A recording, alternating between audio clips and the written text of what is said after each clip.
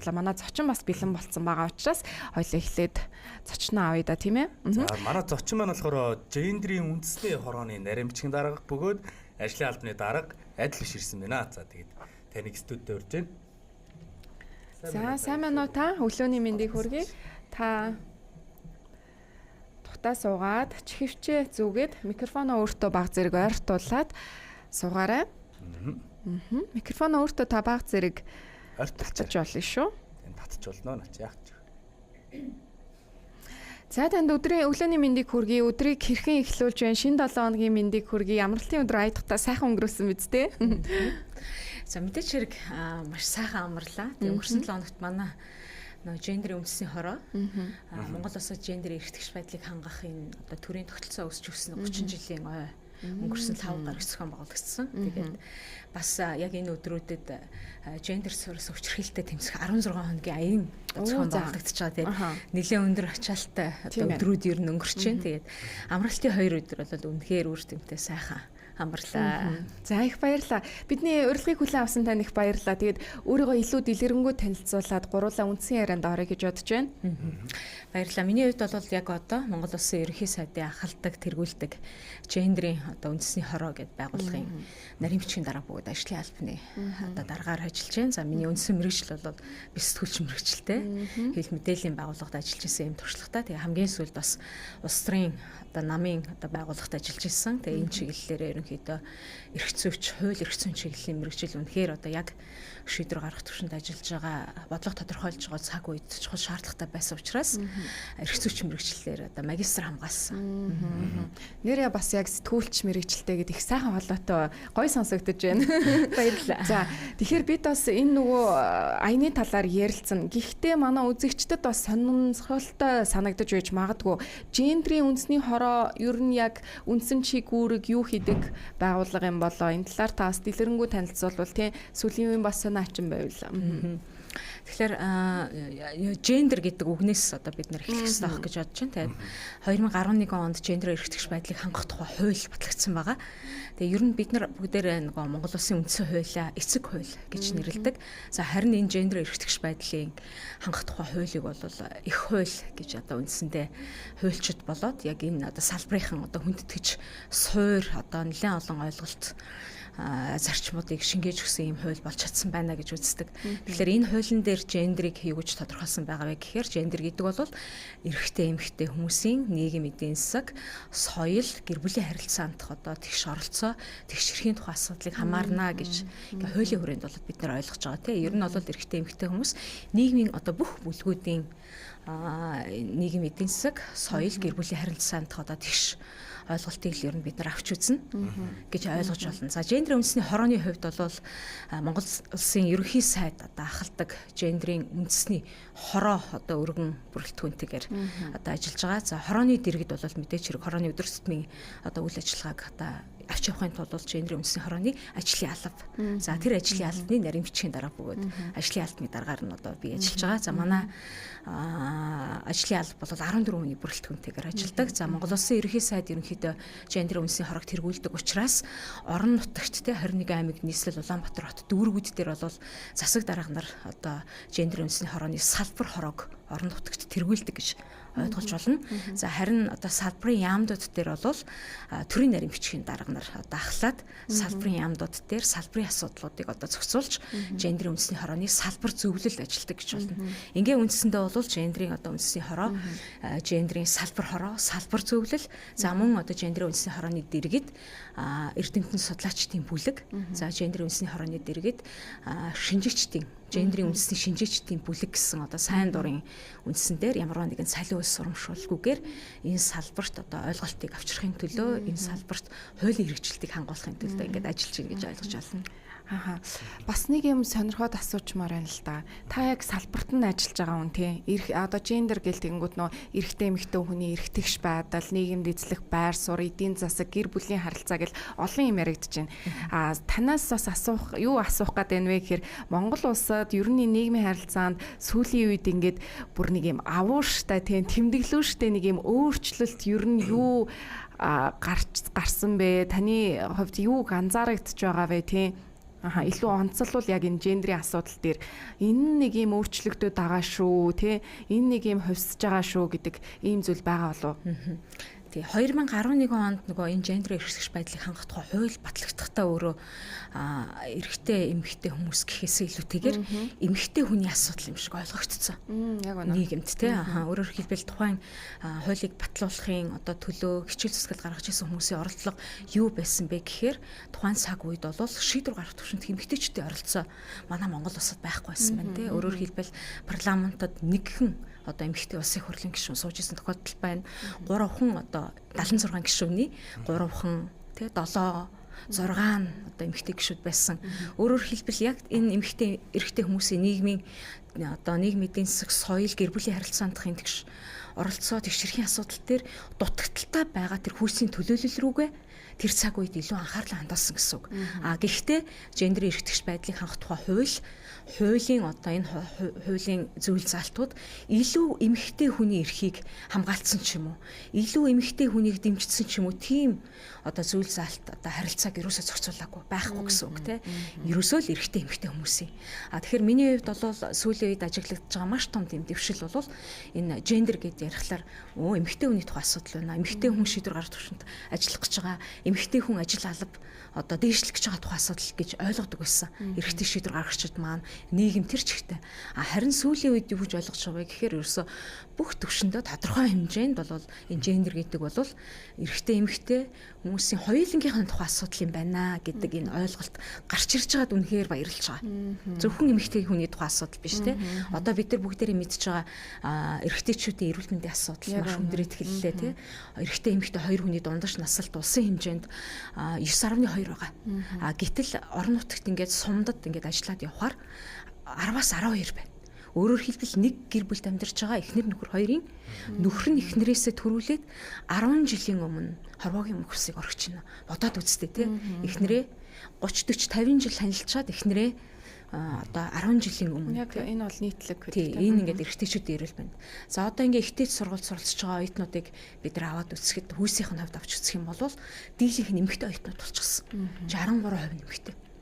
37% эрэгтэй. Тэгэхээр эмэгтэй оюутнуудын манлайлал илүү болоод ирсэн. Тэгэхээр эрэгтэйчүүдийн боловсролын асуудал, эрэгтэйчүүдийнхээ манлайлал дээр бид нар анхаарлаа хандуулахгүй болчихсон. Тэгээ хөдөөгийн эрэгтэйчүүдийн аж байдал нөхцөл байдал өнөөдөр маш өндөрцөн. Тэнд хөдөөгийн эрэгтэйчүүд маань малангаа сэтгэл готролд орж ийн, ганцаардж ийн.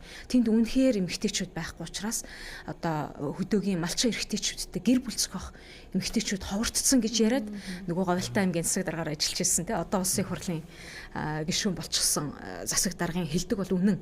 Нөгөө хөдөөгийн эмэгтэй эрэгтэйчүүдийг хооронд нь танилцуулах юм задгаа талбайн ийм аялал зохион байгуулсан байсан шүү дээ. Бид нэр тэр үед бол шоолж лээсэн. Тэр засаг даргаыг үгүй яг бодиттой нөхцөл байдал үнэхээр сумдад хөдөө амьдарч байгаа эрэгтэйчүүдийн малчин эрэгтэйчүүдийн амьдралд тулгамдсан учраас одоо эмэгтэй хүмүүстэй танилцуулах юм үйл ажиллагаа хүртэл засаг дарга төлөвлөсөн биз дээ тийм. Яг зөв. Тэр бас нэрээ маш чухал асуудлуудын нэг шүү тийм. Тэгээ сүүлийн үед бас үн дээр нэмээд ярихад бол эрэгтэй хүүхдийг зохиж болохгүй шүү дээ. Адилхан хүүхэд штэ гэдэг бас нэг юм хандлага багш одоо сургууль хүмүүжүүлэгч ээж аав нарын дундаас нийтлэхээр их байна л да тийм. Эмэгтэй хүүхдүүд айгүй их ингэж нөгөө юу тийм манай охины хүн зохих зохлоо гэл ингээл яадаг бол нөгөө талдаа эрэгтэй хүүхдийг нь тэгвэл зохиод байвал бас болохгүй шүү дээ. Гэл эн чинь бас нэг гендрийн асуудал бага наснаас эхлээд яригч гин гэсэн үг шүү дээ тийм үү. Тэглүү яхаа нөгөө гендер суурилсан хүчирхийллийн нэг хэлбэр буюу үлтэнгийн дээрлэхэлт одоо энэ дээр явагдаад байгаа тий. Тэгээ манай монголчуудын нөгөө гэр бүлийн хүмүүжил соёл төлөвшил өөрөө багаасаа бид нар тий сүүлийн одоо 30 40 жилийн хугацаанд одоо гэр бүлийн хүмүүжил соёл төлөвшил дээр юу анзаарчихсан бэ гэхээр бид нар нөгөө октоудаа л хүний хүн болно тий айлын хүн болно гэд октоудтай илүү одоо сайн сайхныг өмсүүлж сайн сайхныг нэдүүлээд боловсролыг ч гэсэн мөн адил октоудтай өгөөд за энэ одоо хүү яахт тий энэ ингээд өсөөд ингээд явж идэл тэгээд болно дөө энэ ямар айлд очих юм биш энэ бол гэр орноо авч явах юм чинь дээ гэдэг байдлаар ингээ хандцсан. Тэгэхээр ерөөсөө л эрэгтэй хүүхдэд бид нар эрэгтэй хүүхдэж чи унчаад уйлаад хараа яадгийн гэдэг ч юм уу те. Ир юм байж чи тисэх ёстой гэдэг ч юм уу. Ийм л хүмүүжил төлөвшлийн хандлагууд маань нөлөөлөд байгаа гэсэн үг. Гендрийн хэвшмэл ойлголт. Энэ жил гендерт суурилсан хүчирхийлэлтэд тэмцэх 14 хоногийн аянг та бүхэн зохион байгуулж байгаа. Энэ аяны талаар хэддэг жилдээ явагдаж байгаа вэ? Энэ жилийн онцлог яс юу байгаа вэ? Ямар одоо асуудлыг илүү түлхүү хөндөж ярих гэж хүмүүс түгээх гэж бас оролдож байгаа вэ? Манай улсын хувьд бол яг энэ гендер суурилсан одоо хүчирхийлэлтэд тэмцэхийн дэлхийн нийтийн аянд бол 1997 оноос эхлээд оролцож эхэлсэн байдаг төвхтэй. Анх одоо яг хүчирхийллийн эсрэг үндэсний төв гээд байгууллага. Энэ байгууллага бол Монгол Улсад санаачлагыг гаргаад гендер суурилсан хүчирхийлэлтэд тэмцэх 16 хоногийн аяныг эхлүүлж байсан. За өнөөдөр харин энийг одоо яг энэ гендертэй холбоотой төрийн бүх түвшний энэ гендер суурилсан хүчирхийлэлтэй холбоотой бүх түвшний байгууллагууд маань одоо хүлээж аваад улс орон даяараа үндэсний хэмжээнд ялангуяа манай төрийн одоо бүх байгууллагуудынхаа түвшинд бол энэ гендер суурилсан хүчирхийлэлтэд тэмцэх 16 хоногийн аяныг бол ингээ хүлээдэг болсон. Энэ жилийн сэдв юу вэ? Сэдвээ өгөөч. За бид нэр энэ жил яаж нэгдэх үү? За одоо гендер суурилсан хүчирхийлэлтэд тэмцэх 16 хоногийн аяныхаа бэлтгэл төлөвлөгөө гаргах гэдэг яг юу хийх вэ? Уялдуулмаар байна гэдэг чи ийм асуулт одоо айгүйх тавьдаг болсон те. Тэгээ нэгдсэн улсын байгууллагын хүн амын сан гэмтэргээс урьдчилан сэргийлэх зөвлөл бол яг үндсэндээ энэ жилийн гендер суурилсан хүчирхийлэлтэд тэмцэх 16 хоногийн аяныг бол улсын орны хэмжээнд үндэсний хэмжээнд одоо зохион байгуулж байгаа. За олон улсын хувьд бол энэ жил технологи ашиглан үлдээж байгаа гендер суурилсан хүчирхийллийн эсрэг тэмцэхэд нэгдэцгээе гэдэг ийм одоо уриалгыг дэвшүүлээд явж байгаа. Тэгээ технологи ашиглан үлдээж байгаа гендер суурилсан хүчирхийлэл нь өөрөө яг гэмтгэргийн гаралт зөрчлийн хувьд бол Монгол улсын хувьд бол маш ингээд өргөн хүрээнд тархчихсан. Гэхдээ энэ ойлголт нь өөрөө бидний хувьд шинэ байгаа байхгүй. Гендер суурилсан хүчирхийллийг үйлдэд байна уу?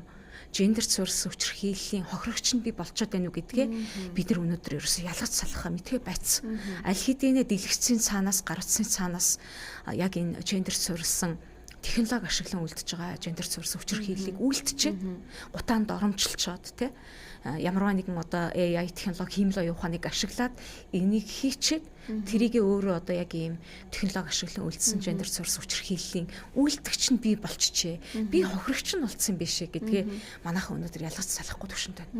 Тэгэхээр энийг бас ялгаж салахгүй илүү шинэ одоо зүйл гараад ирлээ шүү дээ. Бид бол одоо магадгүй бүллийн хүчирхийллийг магадгүй танхимд болдог тийм эсвэл анги танхимд болдог гэж боддог байсан бол эн чинь илүү нууцлаг байдлаар технологи суурилсан болоод ирчлээ.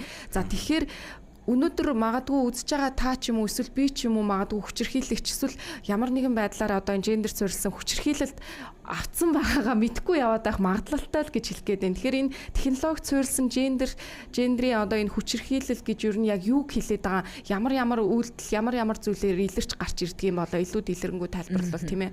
Тэгэхээр технологи ашиглан үлдэж байгаа гендер суурилсан хүчирхийлэл маань яг таны хэлдгээр тийм бодит амьдрал дээр ч тэр цахим дээр ч тэр биднэрт ингээд нөлөөллөө одоо үзүүлээд байгаа тий. За технологи ашиглан гэдгийг зөвхөн одоо энэ сахим орчин, сошиал орчны ч юм уу тий. Энэ одоо хэрэглээгээр бид нэр ойлгож болохгүй. Ямарваа нэгэн одоо гар утас, жижиг одоо бичил, камер тий, дуу хураагуур. За мөн одоо энэ технологийн аппликейшнууд байна тий. Гэх мэтчлэн энэ бүгдийг нь одоо технологи ашиглан гэж хэлээд байгаа. Тэр цахимаач гэсэн оруулаад байгаа байхгүй. Тэгээ хэдийгээр одоо яг энэ нөгөө технологийн хөгжил дэвшил энэ интернетийн хурд гэд бидэрт үзүүлж байгаа маш олон сайн давуу талууд байгаа тийм. Ийм Монголыг ашиглаад бид нар маш хурдтайгаар одоо төрийн үйлчилгээнүүд авч гин. Өмнө нь бид нар банкнд очролдог байсан бол одоо болчихсон тийм. Гар утсаараа одоо банкны бүх төрлийн үйлчилгээг авч гин. Одоо эмнэлэгт очр дугаар авдаг байсан бол одоо улсын одоо бүх эмнэлэгт үзүүлэхдээ ийм Монголыгаар ашиглаад ингээд орчиж байгаа. Гэх мэтчлэн. Гэтэл нөгөө тэгүр энэ технологийн дэвшил чинь биднэрт маш олон тийм сөрөг үр дагавруудыг бий болгоод байгаагийн нэг нь ерөөсөн технологи ашиглан үлдэж байгаа гендер суурилсан хүчирхийлэл байгаа. Тэгээ одоо жишээлбэл цахим орчин дээр бэлгийн хүчирхийлэлтэй холбоотой янз бүрийн бичлэг дүрс, зураг одоо тань руу илгээх жишээлбэл энэ хүртэл одоо яг энэ технологи ашиглан үлдэж байгаа гендер суурилсан одоо хүчирхийллийн нэг хэлбэр болоод байгаа байхгүй юу тий. Тэгээ энийгээ хүртэл одоо бид нар мэдэхгүй өчигдөр уржигдрах нэг яг энэ хэргийн хохирогч болсон одоо охин хэвлэл мэдээлэл сайтад одоо ярьцлага өгсөн бэлээ. Өөрлөө нь одоо ялангуяа бага насны охтууд руу одоо юм групп чат үсгээд яг энэ одоо бэлгийн хүчирхийлэлтэй холбоотой янз бүрийн одоо зураг тий бичлэг одоо илгээх. За эсвэл одоо маш одоо эртнээс төлөвлөж байгаад тухайн одоо бага насны охинтой танилын харилцаа үүсгээд 10 жилийн тий сургуулийн сурагч охинтой танилын харилцаа үүсгээд ингээ итгэлийг нь олж аваад тэгээд одоо тухайн охины нууц одоо мэдээллийн эмзэг мэдээллийг нь олж аваад эргээгээд за чиний бичлэгч надад байгаа шүү. Зурагч нь байгаа шүү. За би олон нийтэд дэлгэнэ. За чи яг миний хэлсэн газарт ганцаараа ирнэ шүү гэдэг ч юм уу. Иймэрхүү одоо нөгөө бэлгийн хүчирхийллүүд бол яг энэ цахим дээр маш их байна. Цагдаагийн ерхий газраас өгж байгаа мэдээлэлэр бол энэ цахимтай холбоотой хүчирхийллийн хамгийн их одоо эзэлж байгаа нь бол энэ цахим залилан гэж байгаа байхгүй. Цахим залилангийн бас хамгийн одоо их хохирогчт нь бол ерөөсөө охид эмэгтэйчүүд байгаа даа. Ерөөсөө охид эмэгтэйчүүд. Тийм учраас энэ дэлхийн нийтийн аяны гол зорилго бол энэ технологи ашиглан үлдэж байгаа гендерт суурилсан одоо хүчирхийллийн эсрэг охид эмэгтэйчүүдтэй хамгаалъя л гэдэг одоо энэ гол зорилгыг төвшүүлээд байгаа. Энэ жилийнх нь өрөө нь болохоор их онцлог санагдлаа л да. Одоо нөгөө технологи ашиглан үлдэгч гендерт суурилсан хүчирхийлэлтэд тэмцэхэд нэгдэцгээе гэдэг өрөөтэй байгаа шүү дээ. Тэгээ яг энэ аяных нь хүрээнд нь болохоор яг ямар ажлуудыг хийж гүйцэтгэж байгаа. Тэгэхээр яг энэ гендер суурилсан хүчирхийлэл технологи ашиглан үлдэж байгаа гендер суурилсан хүчирхийлэлтэй холбоотойгоор ер нь бүх талуудын оролцоол айгүй маш чухал тий. Зөвхөн нэг талаасаа төр ч юм уу тий, хууль сахиулах байгууллага ч юм уу одоо яг энэ гарч байгаа шин зүйлтэй одоо тэмцээд бид нар ямар нэгэн үр дүн олохгүй. Энэ технологи ашиглан үлдэж байгаа гендер суурилсан хүчирхийллийн хохирогчдын 70 орчим хувь нь тэрийг ерөөсөө мэдээлдэггүй. Мэдээлэхгүй байгаа байхгүй тий. Жишээлбэл одоо цахим залилангийн хохирогч боллоо гэд нэг бараа бүтээгдэхүүн худалдаж авах гад мөнгөө шилжүүлчихлээ. Хэдхэн минутын дараа нөгөө сайт нь ч юм уу нөгөө пэйж хуудсан алга болчихно. За ингээд нөгөө 300-400 мянган төгрөгийн төлөө яшигтөө цагдаа шүүхээр яваад яг өргөдөл гомдлоод яг надад чирэгдэл болно гэдгээ орхичж байгаа тохиолдлууд олон байгаа байхгүй. Яг энэ шиг яг энэ одоо цахим дээрлэхэлт те цахим мөрдлөг гэд байгаад байгаа байхгүй. Энэ зүйлүүдэд өртөж байгаа хохирогчд маань мэдээлэхгүй байгаа нь өөрөө энэ хэргийн гаралтыг маш ихээр өсгöd байгаа байхгүй. Даамжрах гаралтай. Ингээл өнгөрөөд идэг тийм маш олон хүнийг ингээ хохироогод байж би болох юм байна гэдгийг энэ одоо дэлгэцийн цаанаас сошиал орчны цаанаас л ерөөсө гэмт хэрэг үйлдэгчд маань хийгээд байгаа байхгүй. Тэгэхээр ерөөсө гарлаа бол холбогдох мэдээллийг одоо холбогдох байгууллагуудад нөгч энэний эсрэг тэмцэж их нь нийгмийг бүрдүүлэгч одоо талууд буюу иргэдийн оролцоо маш чухал байгаа л гэдгийг хэлэх нь илүү зүйтэй байгаад байна тий. Урайлж байгаа юм байна тийм ээ. Их зүйтэй бас ийм одоо аянг явуулж байгаа та бүгдэд баярлалаа. Тэгээд ер нь энэ одоо жил болгон зохион байгуулагдж байгаа сэдвийг ер нь та бүхэн өөрсдөө ажлын албан гаргаж ирдгүү эсвэл одоо олон улсаас цаанаас гайд өгөөд иймэрхүү хүрээнд явбал зүгээр гэдэг байдлаар явдаг юм болов уу? Тий, нэгдсэн үндэсний байгууллагын 200 гаруй одоо улс орнууд тий. Энэ аяныг бол үндсэндээ бол нэгдсэн үндэсний байгууллагын ерөнхий нарийн бичгийн дарга бол одоо дэмждэг. Тий, тэгээд нүүбэс энэ жилийн одоо онцлог ер нь яг энэ гендер суурилсан хүчирхийлэлтэй одоо тэмцэх чиглэл дээр дэлхийн нийтийн шин чиг хандлага юу байгаад байна те хин хохирогчт нь болоод байна уу гэдэг дээр одоо анхаарлаа хандуулад нүүбэс одоо яг энэ сэдвийг бол гаргаж ирдэг. За гаргаад ирэхэд бол ерөөсөө бодиттой нөхцөл байдалтай ерөөсөө яг таарч байгаа байхгүй. Манай одоо хүчин төгөлдөр мөрдөгдөж байгаа хууль тогтоомж, хууль эрх зүйн орчинд бол технологи ашиглан үлдэж байгаа гендер суурилсан хүчирхийллийн энэ дэлхийн нийтийн хувьд хэрэгжилж байгаа 16-7 шинэ нэр томьёо байгаа байхгүй. Цахим дээрлэхэлт те, цахим мөрдлөг гэх мэтчлэн те. Энэ одоо deep fake гэдэг ч юм уу те AI хиймэл оюухан ашиглаж байгаа. Энэ бүх шинэ нэр томьёо манай одоо хүчин төгөлдөр мөрдөгдөж байгаа хууль тогтоомжууд дээр ерөөсөө орж өгөөгүй. Нарийн зааж өгөөгүй гэсэн үг байхгүй. Харин гендер суурилсан хүчирхийлэлтэй одоо тэмцэх чиглэлийн хууль эрх зүйн орчны одоо өнөөдрийн нөхцөл байдал бол тодорхой түвшинд бол байгаа. Тэгээ гэр бүлийн хүчирхийлэлтэй тэмцэх тухай хууль, зөрчлийн тухай хууль, хүн худалдаалгатай тэмцэх тухай хууль гэх мэтчлэн энэ эрүүгийн тухай хууль гэдэг ч юм уу. Энэ одоо хуулиудаар өнөөдрийн нөхцөл байдалд бол бид нар зохицуулж байгаа. Харамсалтай нь нэр томьёог нь нарийн зааж өгч бүх одоо нийгмийг бүрдүүлж байгаа төр тэ иргэний нийгмийн байгууллага, иргэд олон нийт маань одоо яг энэ технологи ашиглан үлдэгдэж байгаа гэдэг энэ нэр томьёон дээр бид нар ойлголтоо л нэгтгэх ёстой. Олон улсын түвшинд хэрэглээд байгаа энэ 16 нэр томьёог яг наривчлалтаа тодорхой орчуулаад энийг хүн болгон бүх төвшөнтэй мэдэхгүй байгаа байхгүй өнөөдөр бүгд өөр өөр ойлголттой.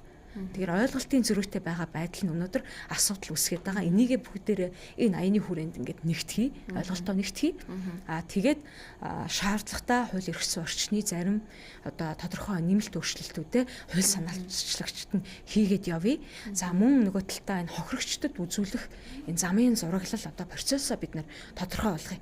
За ингээд магадгүй 10 жилийн сургуулийн нэг охин энэ гендер суурсан хүчирхийлэл тэр дундаа энэ технологи ашиглаж үлдэж байгаа гендер суурсан хүчирхийллийн одоо бэлгийн хүчирхийллийн хохирогч болчлоо гэ. Хин таана хандхаа мэдэхгүй шүү дээ. Яг үнэ. Тий. Гэтэл одоо бидний одоо авч харагчулж байгаа арга хэмжээ бол хууль сахиулахын одоо ажилтнуудын орчиндөө бол өөрийнхөө амьдарч байгаа хороо дүүргийн цагдаагийн газарт мэдээлэл өгөөд за тэгээд цагдаагийн газар нь одоо хэргийг тэмдэглэж аваад дараагийн одоо шат руугаа шилжүүлдэг ийм л одоо зүйл өнөөдрийн орчинд бол байгаа. Тэгэхээр энэ тухай маш сайн нарийн одоо мэдлэг мэдээлэлтэй болоод хандах газраа одоо иргэд маань жижиг асуудал гэж одоо тий тоож орхилгүйгээр л одоо хандах нь маш чухал байгаа даа. Над бас нэг юм сонирхолтой санагдлаа одоо мэрэгжлийн байгууллагаас танаас асуухад бол одоо нөө гендерийн ялгаатай байдлыг үзүүлэлт гэж юм хий байгаа шүү дээ. Тэгээ яг энэ үзүүлэлт болохоор Монгол улс дэлхийн хэмжээнд ер нь яг хэдэд ирэмблэгддэг юм бэ? Энэ гендерийн ялгаатай байдлын индексээр бол Монгол улс 164-т өнгөрсөн одоо жилж ихсчихсэн. За энэ жил бол 20 байр одоо урагшилсан ийм ахиц дэвшил үзүүлэлттэй байгаа. Ер нь яг энэ гендерийн эрхтгч байдлын чиглэлд ялангуяа энэ шийдвэр гаргах түвшний одоо оролцооныхоо чиглэлд бол Монгол улсын хувьд бол тодорхой ахиц дэвшлүүдийг гаргасан. 2024 оны энэ улсын хурлын сонгуульд тэгээд нөгөө чагсаалтын эрхтэй эмэгтэй одоо сөүлжилж тий өнөөдөр парламентод 32 одоо эмэгтэй улсын хурлын гишүүн өөрөөр хэлбэл 25.4% буюу Азад бол Монгол улс бол парламентод сууж байгаа эмэгтэй гишүүдийн тоогоороо манлайлж байгаа. Нэгт явж байгаа гэсэн үг тийм. Харин дэлхийн дундаж түвшин бол 26.4 байдаг. Энэ 26.4 рүү манай 25.4 одоо нэлээд төгсөн үзүүлэлтүүдтэй байгаа.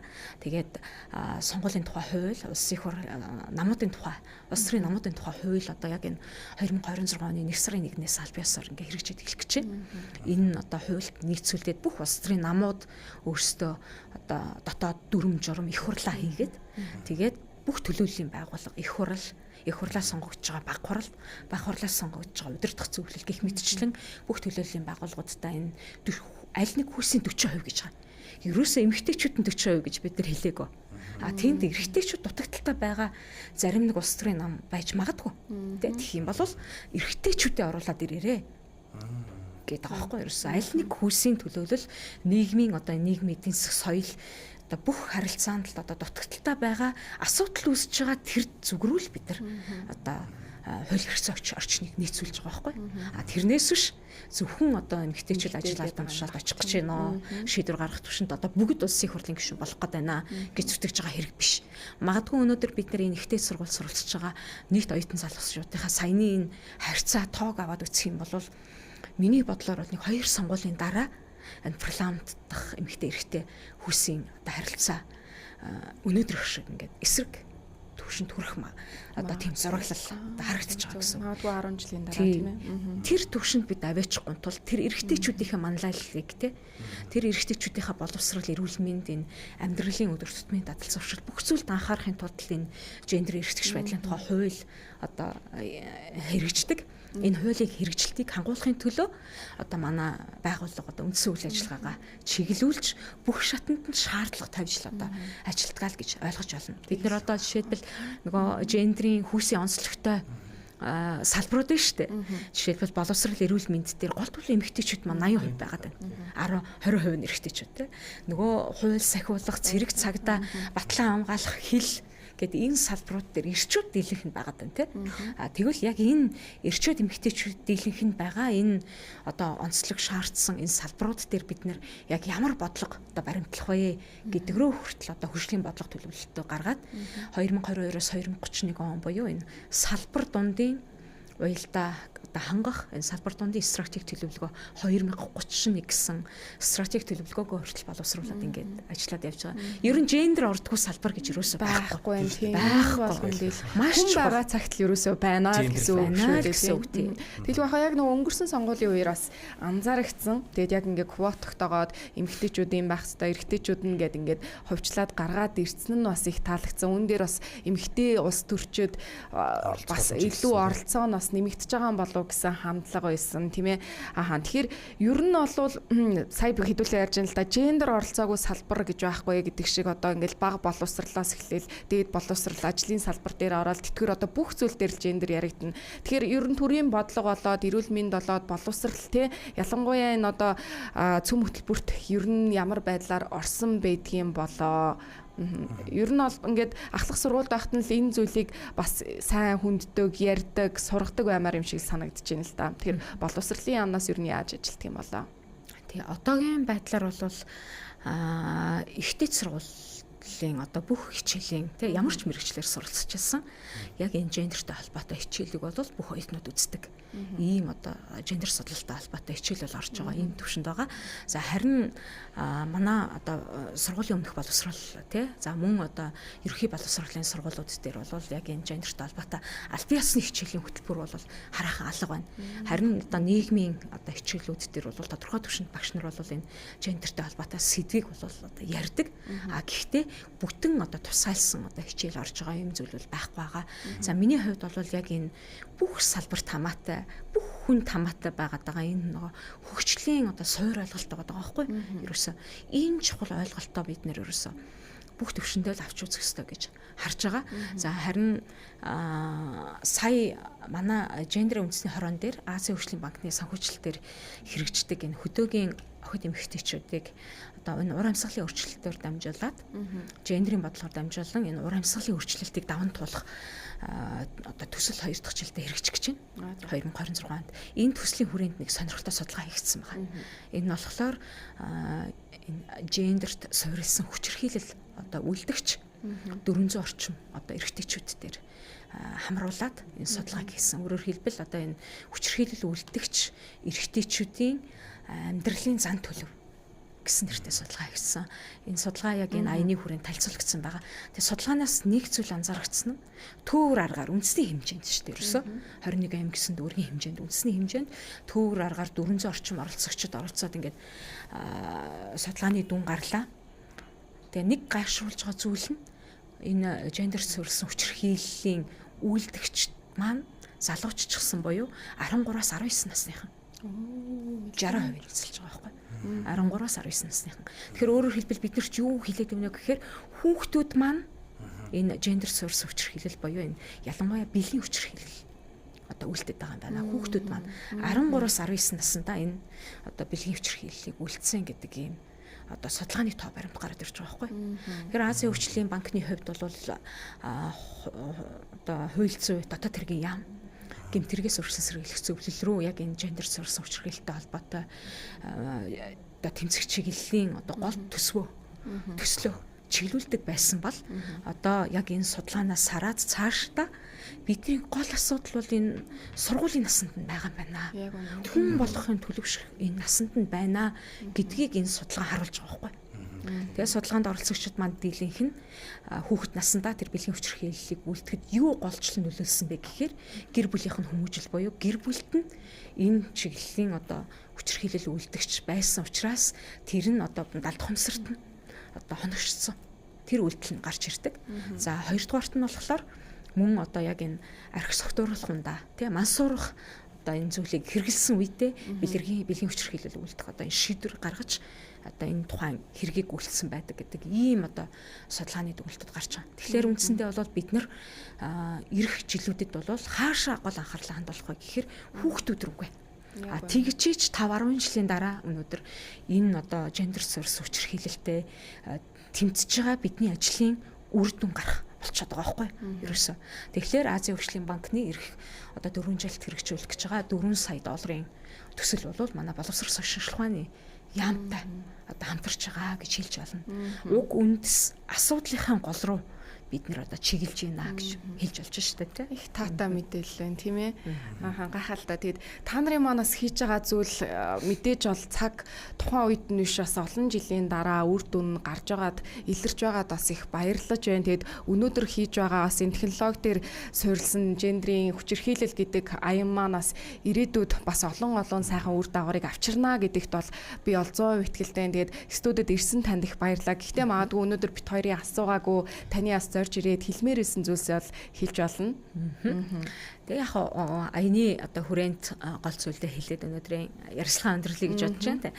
Технологи ашиглан үйлдвэж байгаа гендерт суурилсан яг энэ одоо хүчирхийлэлтэй бид яаж тэмцэх юм бэ? Тэ ямар арга хэмжээг одоо хамгийн түрүүнд авах юм бэ гэхээр миний түрүүнд хэлсэн нийгмийг бүрдүүлж байгаа бүх талуудын хамтын оролцоо маш чухал. Технологи ашиглан үйлдвэж байгаа гендерт суурилсан хүчирхийллийн хохирогч болчоод тэрийг мэдээлэхгүй байна гэдэг нь та энэ одоо гэмтгэргийг үйлдэж байгаа үйлдэгчдэд хариуцлага тооцохгүйгээр одоо улам их одоо үйлдэх тэр боломжийг олгоод байгаа шүү. Тийм учраас мэдээлэх нь маш чухал байна гэдгийг нэгдүгürt хэлээ. За хоёрдугаарт нь бол мэдээж хэрэг бид энэ ойлголтоо бүх төвшөндөө одоо нэгтгээд тэгээд хууль эрх зүйн орчны хүрээнд одоо шаардлагатай байгаа тэр өөрчлөлтүүдтэй нэр томьёонуудаа хуульдаа оруулж өгч чинь хариуцлагын тогтолцоог бол одоо сайжруулах шаардлага байгаа. За нөгөө төвөр бид одоо яг энэ технологи ашиглан үйлдэж байгаа гендер суурилсан хүчирхийлэл өөрөө энэ технологитой энэ маш хурдтай дэлхийд хөгжиж байгаа. Энэ технологийн хөгжилтөөс хаш холбоотой байгаа учраас энэ одоо технологийн хүртээмжийг яг энэ одоо чиглэлд ажиллаж байгаа төр хууль сахиулахын чиглэлийн ажилтнуудаа мэргэшүүлэх сургах тий гэмтгэргийн одоо гаргалтыг түргэн хугацаанд олж тогтоох, мөрдөх, илрүүлэх энэ боломжоор нь хангаж сургах одоо технологийн тий дэвшилтэд хүл нийлүүлэн алхах юм одоо заашгүй шаардлагууд байгаа. За тэгээд одоо хамтдаа ойлголтоо нэгтгээд одоо хамтдаа л одоо бүх талаасаа одоо үйл ажиллагаанд хамт оролцох нь л ерөөсөө маш чухал байгаа. Нэг талаас одоо төрөөс ч юм уу те хин нэгэн байгууллагаас хин нэгэн даргаас ямар нэгэн зүйлийг одоо хүлээх бол утгагүй хамт оролцоод одоо явах нь ер нь бол нийгмийн бүх талуудын оролцоо сүүлийн үед маш чухал болчиход байна шүү дээ. Төсөвтэй хүртэл бид нэр хамтдаа ярилцдаг болцсон. Тэгэлгүй ахаа. За танд маш их баярлалаа. Ирээдүйн ажил өснө өндрөөс өндөр амжилт хүсье. За тэгээд өнөөдөр бидний зочноор гендрийн үндэсний орооны нарийн бичгийн дарга бөгөөд ажлын албаны дарга адил биш бидэнтэй харилцлаа. Баярлалаа танд. За гурлаа зураг авахулч. За.